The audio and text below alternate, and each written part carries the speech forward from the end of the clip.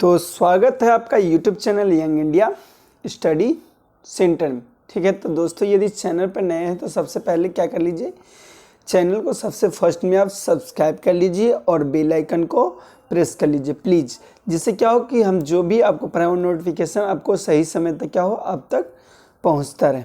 तो मैं कुछ इम्पोर्टेंट एनटीपीसी एसएससी आरआरबी का इम्पोर्टेंट जो कुछ जीके के जो प्रश्न मैं वो लेकर आपके लिए क्या हूँ हाजिर हूँ। ठीक है ना, तो मैं बहुत ही आपके लिए कोशिश कर रहा हूँ कि अच्छे से क्या दे पाऊँ, कंटेंट दे पाऊँ, उसके लिए मैं आज आपके लिए हाजिर हूँ। तो चलिए ये पहला प्रश्न है। प्रश्न ये रहा, देखिए प्रश्न को अच्छे समझना है, उसके बाद ही कुछ फैसला करना है। क्वेश्चन है, देखिए क्वेश्चन क्या है, सूर्य पर ऊर्जा का निर्माण होता है। बोल रहा है कि जो सूर्य होता है, जो सूर्य पर जो ऊर्जा का निर्माण होता है वह कैसे होता है। यानी कि भैया सूर्य पर ऊर्जा का निर्माण होता है तो कैसे होता है।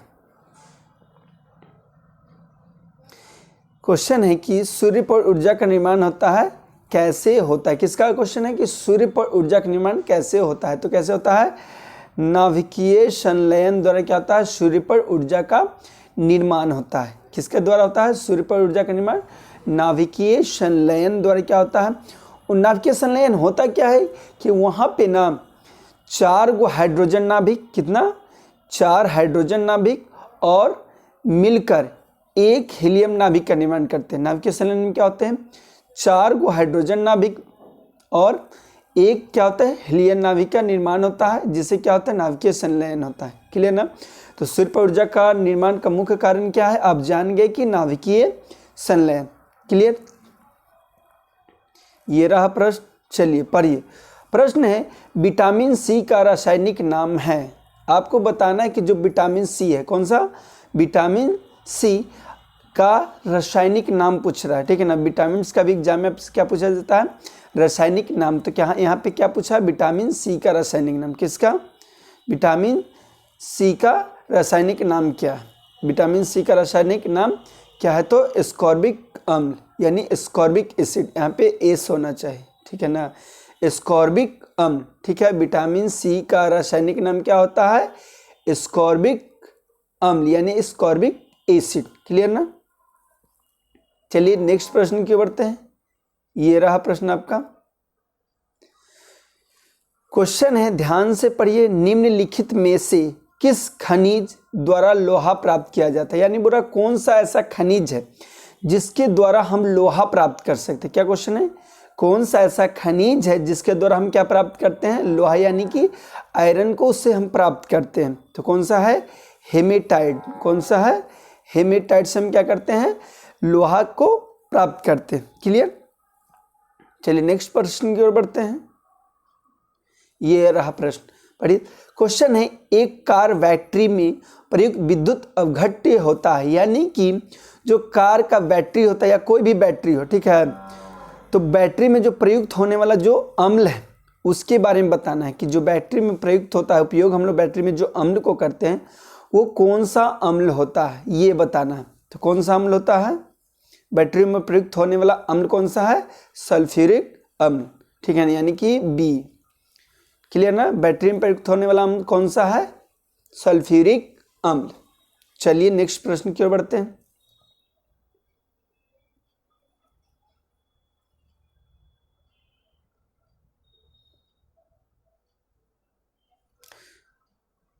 क्वेश्चन है कि यदि किसी ऐनक के लेंसों की शक्ति +2 डायोप्टर हो तो इसकी फोकस दूरी क्या है। क्वेश्चन बोल रहा है कि लेंस की यदि शक्ति 2 डायोप्टर, आपको यह बता दीजिए कि लेंस का शक्ति का ऐसा मात्रक क्या होता है, डायोप्टर होता है। ठीक है ना, जो लेंस का शक्ति का ऐसा मात्रक क्या होता है, डायोप्टर होता है।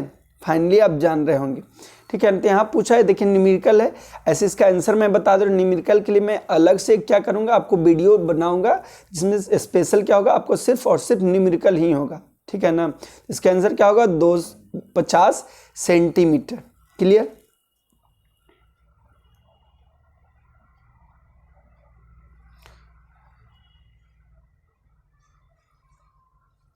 क्वेश्चन है, 100 वाट का बिजली का बल्ब यदि 10 घंटे चले तो बिजली का खर्च होगा, यानी बोल रहा है कि यदि 100 वाट का, कितना है, मेरा जो बल्ब है वो कितना वाट का है, 100 वाट का, यदि उसको हम 10 घंटे चलाते हैं तो कितना हमारा बिजली खपत होगा। ये बताना है कि यदि मेरा बल्ब है उसको, यदि 100 वाट का बल्ब है, यदि उसको हम 10 घंटा चला रहे, कितना चला रहे, 10 घंटा चला रहे, तो मेरा कितना बिजली खपत होगा, तो 1 यूनिट खपत होगा। ठीक है ना, कितना होगा, 1 इकाई क्या होगा, मेरा यूनिट बिजली खपत होगा। ये भी क्या है, न्यूमेरिकल का क्वेश्चन है, इसके लिए भी मैं आपको अलग से क्या करूंगा, वीडियो स्पेशल से बनाऊंगा। ये रहा प्रश्न। क्वेश्चन देखिए, बहुत ही प्यारा सा प्रश्न है।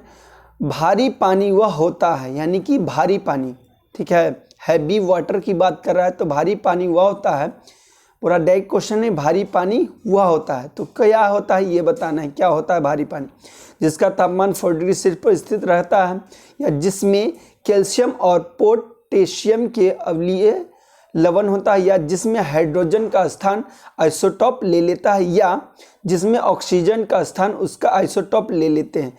तो ये बताना है कि भारी पानी वह होता है, क्या होता है, भारी पानी वह होता है जिसमें क्या होता है, हाइड्रोजन का स्थान आइसोटोप्स ले लेते हैं। क्लियर ना, भारी पानी में क्या होता है कि हाइड्रोजन का स्थान कौन ले लेते हैं, आइसोटोप्स ले लेते हैं। क्लियर। भारी पानी का फॉर्मूला क्या होता है, D2O, जैसे पानी का हम लोग H2O पढ़ते हैं ना, वैसे ही भारी पानी का क्या होता है, D2O। क्लियर।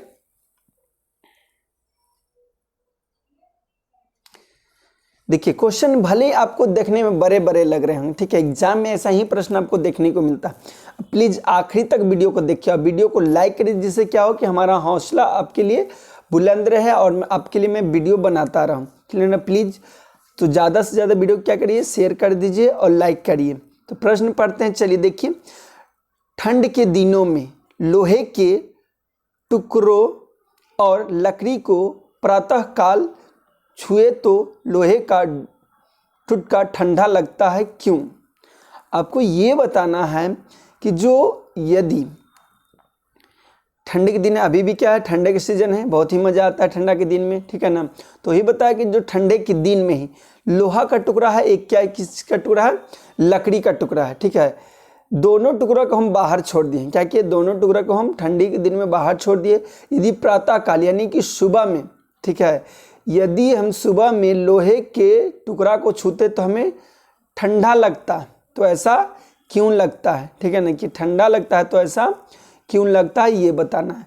तो क्यों लगता है, ऐसा इसलिए लगता है क्योंकि हम लोग जो जानते हैं कि लकड़ी की तुलना में लोहा का अच्छा चलन होता है। क्यों लगता है ऐसा, क्यों होता है, क्योंकि हम लोग जानते हैं कि जो लकड़ी की तुलना में, ठीक है, जो लोहा है उष्मा का अच्छा चलन। इसका मतलब क्या होता है कि उष्मा का अच्छा चलन है, इसका मतलब ये है कि जब उसको गर्म करिएगा तो जल्दी से गर्म होता है, ठीक है ना, लकड़ी की तुलना में लोहा जल्दी गर्म होगा, तो क्या है, उष्मा का अच्छा चलन, इसलिए क्या होता है, सुबह में हमको ये ठंडा ठंडा महसूस होगा। फाइनली, ठीक है,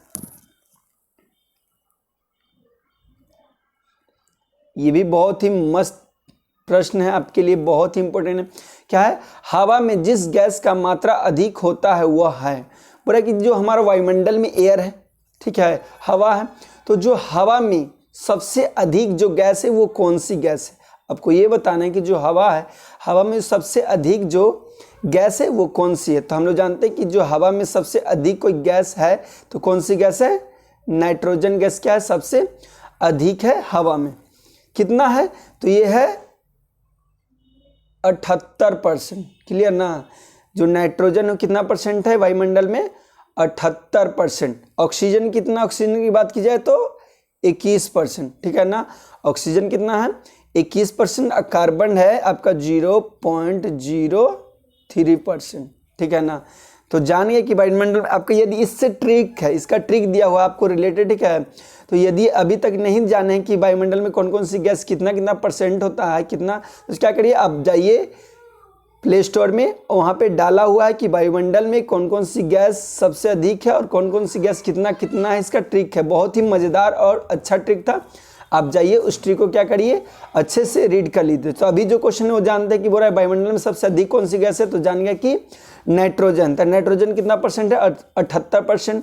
ऑक्सीजन की बात की जाए तो ऑक्सीजन कितना है वायुमंडल में, 21%। और कार्बन डाइऑक्साइड की बात की जाए तो 0.03 यानी 0.03% क्या है, कार्बन डाइऑक्साइड। तो सबसे अधिक कौन सी गैस हो गया, नाइट्रोजन।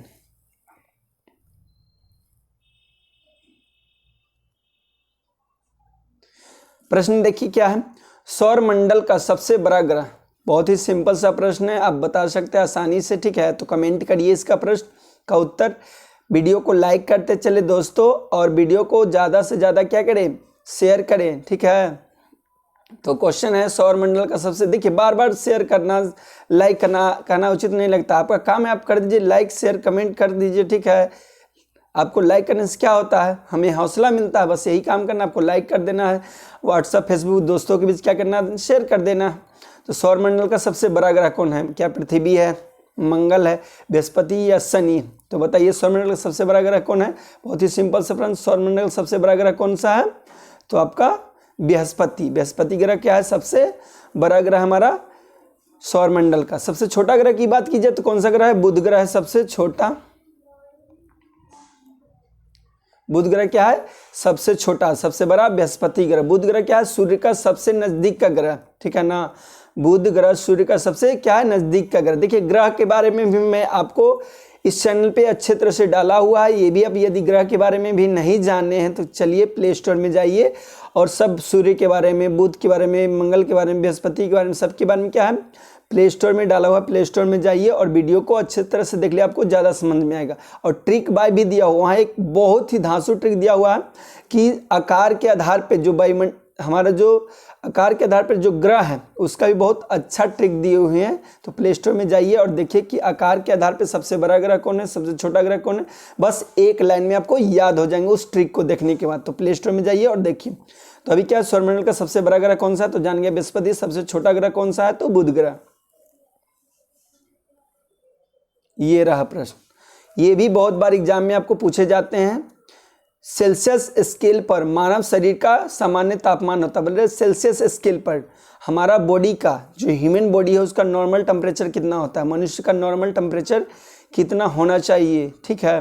तो ये बताना है। तो हम लोग जानते हैं कि सेल्सियस में कितना होता है, सेल्सियस में आपका 37 डिग्री सेल्सियस होता है। कितना होता है, 37 डिग्री सेल्सियस। देखिए इससे 3 प्रश्न पूछते हैं आपको। इसमें क्या होता है, हमारा ह्यूमन बॉडी से जो टेम्परेचर की बात की, तापमान की बात की जाए तो 3 तरह से प्रश्न पूछते हैं। पहला सेल्सियस में, तो जान गए कि पहला सेल्सियस में कितना होता है, 37 डिग्री सेल्सियस। एक फ़ारेनहाइट में पूछा जाता है और एक केल्विन में पूछा जाता है कि केल्विन में हमारा शरीर का तापमान कितना होता है, फ़ारेनहाइट में कितना होता है और केल्विन में कितना होता है। तो सेल्सियस में जान गए कितना होता है, 37 डिग्री सेल्सियस। तो आपको मैं बता देता हूँ कि फ़ारेनहाइट में कितना होता है। फ़ारेनहाइट में कितना होता है, 98.6 फ़ारेनहाइट, ठीक है, 98.6 फ़ारेनहाइट। और केल्विन में 310 केल्विन, ठीक है। जो ह्यूमन बॉडी का जो नॉर्मल टेम्परेचर होता है तो सेल्सियस में जान गए कि 37 डिग्री सेल्सियस हमारा शरीर का तापमान, यानी कि जो गर्मी, कितना हमारा शरीर गर्म होना चाहिए। तो वो तो नॉर्मल कितना रहेगा, तो हम एवरेज बोलेंगे। देखिए इससे ज़्यादा होने से भी बुखार हो जाता है, कम होने से भी बुखार हो जाता है, ठीक है। बोलते हैं ना कि शरीर ठंडा हो गया, ठीक है, ठंडा तब भी बुखार है भैया, गर्म है तब भी बुखार है, ठीक है। तो ये यूनिक बात है कि आपका इसका नॉर्मल टेम्परेचर इतना ही रहना चाहिए एवरेज। यदि इससे कम भी हो रहा है तब भी आपको बुखार हो जाता है, ज़्यादा हो जाता है तब भी। तो 3 तरह का होता है स्केल, इस पे तीनों पे आपको बता दिए कि भैया स्केल में क्या होगा, सेल्सियस में क्या होगा तो 37 डिग्री सेल्सियस। फ़ारेनहाइट में कितना होगा तो 98.6 फ़ारेनहाइट यानी 98.6 फ़ारेनहाइट।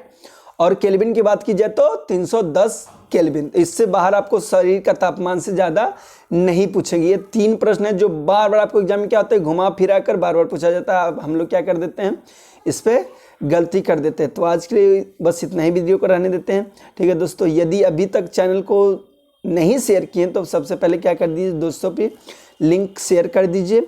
और लाइक नहीं किया तो प्लीज़ एक लाइक तो बनता है, क्या इतना मेहनत करें तो एक लाइक तो बनता है। तो क्या कर दीजिए, आप एक लाइक बस कर दीजिए। तो आज के लिए बस इतना ही, अपने दोस्त को दीजिए इजाज़त। तो आज के लिए बस है, जय हिंद जय भारत।